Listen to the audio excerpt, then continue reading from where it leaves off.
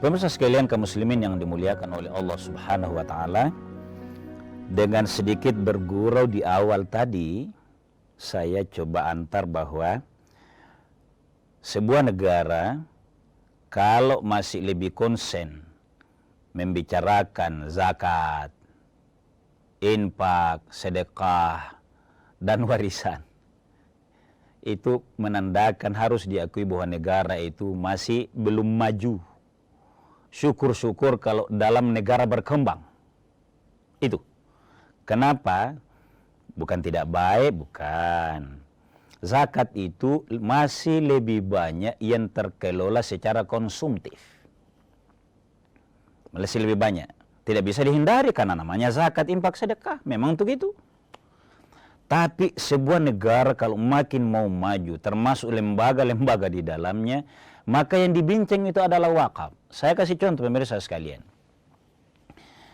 Kalau dunia Islam sekarang bangga melahirkan cendekiawan maju, itu kiblat perguruan tingginya adalah Mesir. Saya review sedikit ini pemirsa sekalian. Perguruan tinggi Al-Azhar itu atau Universitas Al-Azhar di Mesir itu awalnya perlu difahami ini sebuah hal kecil juga. Tahun 970 Masehi, 1000 tahun lebih yang lalu, itu adalah murni sebuah masjid.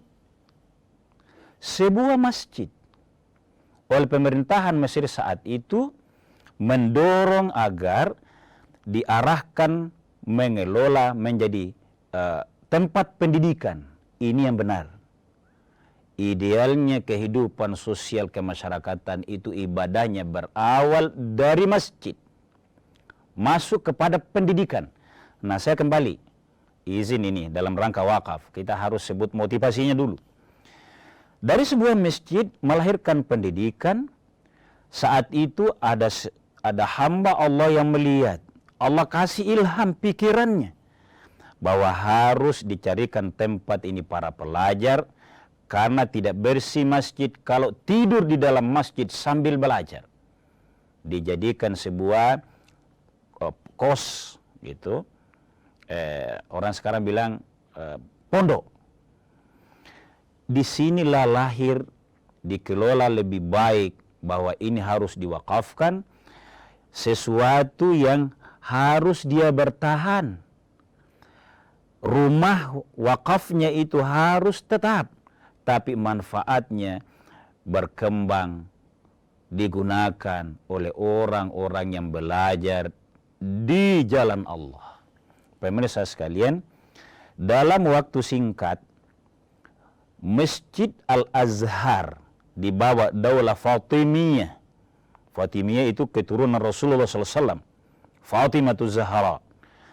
Lahir menjadi sebuah perguruan tinggi yang digemari, dikelola oleh pendidikan yang baik, oleh ulama-ulama besar, bersinar dan sinarnya ke seluruh dunia.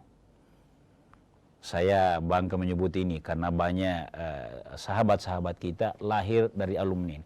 Ya, saya mau kembali bahwa sebuah universitas besar tidak melulu, bahkan universitas besar di Mesir justru perguruan tinggi yang dikelola oleh lembaga swasta, yang dikelola oleh lembaga wakaf, bukan di bawah negara.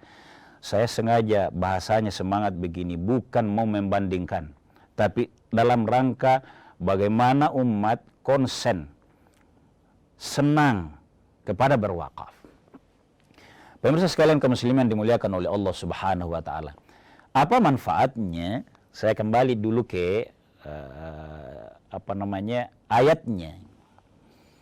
Dasarnya dalam Al-Qur'an begini. Bismillahirrahmanirrahim. Waf'alul khaira, lakukan kebajikan. Syukuri rezeki Allah kepadamu. Berbuat baiklah. Muliakan generasimu dengan pendidikan. Pendidikan jamaah sekalian tidak membedakan antara yang kaya atau yang mampu dengan yang miskin. Siapa saja yang mau. Kalau begitu lembaga pendidikan idealnya memberikan motivasi kepada anak.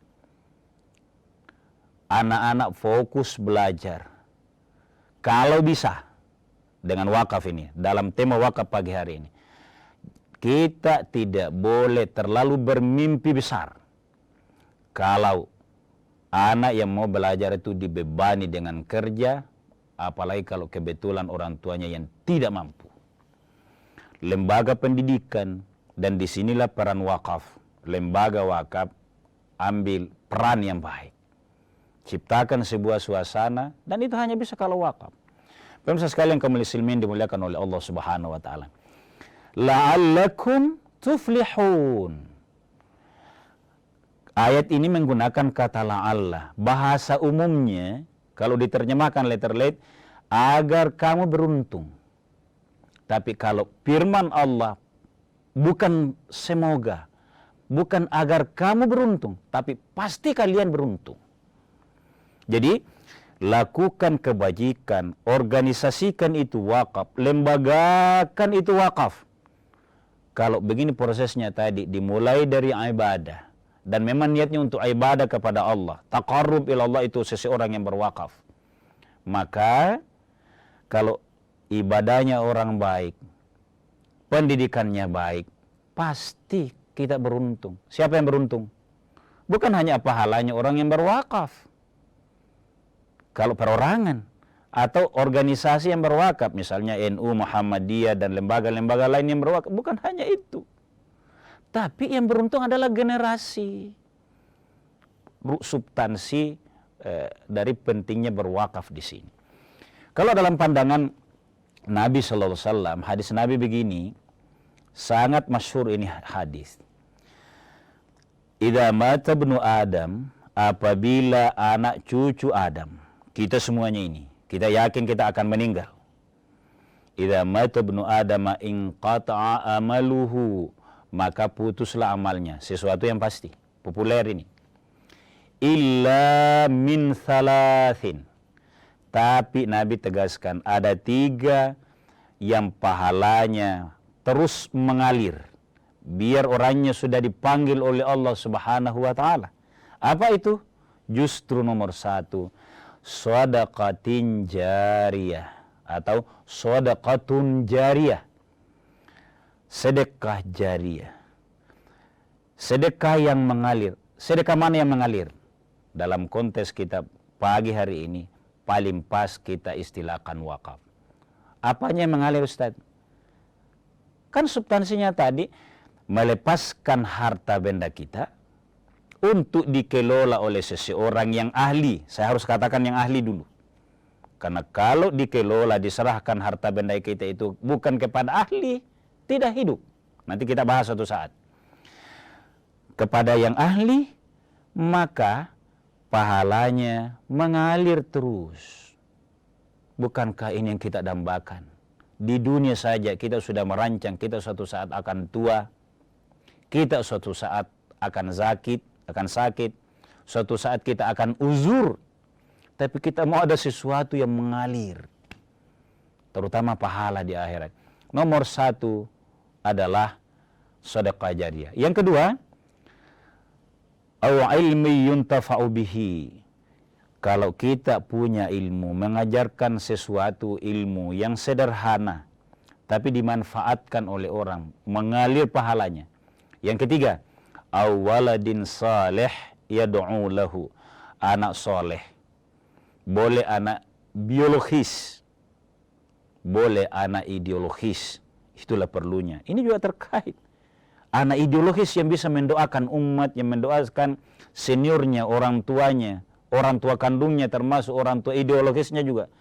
Kalau dibawa kepada suasana yang terkait nomor 1 tadi. Jadi ini 1, 2, dan 3 yang tidak putus amal ini. 3 memang menyebutkannya, tapi dia bisa terkelola dalam sebuah lembaga wakaf. Pemirsa sekalian kaum muslimin dimuliakan oleh Allah Subhanahu wa taala.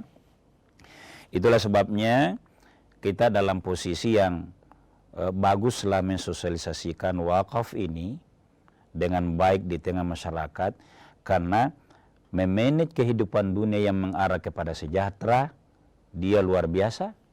Lebih-lebih juga bagi orang yang yakin usianya di dunia ini terbatas dan pada akhirnya hanya mengandalkan pahala di sisi Allah pada saatnya. Kita lanjutkan setelah jeda.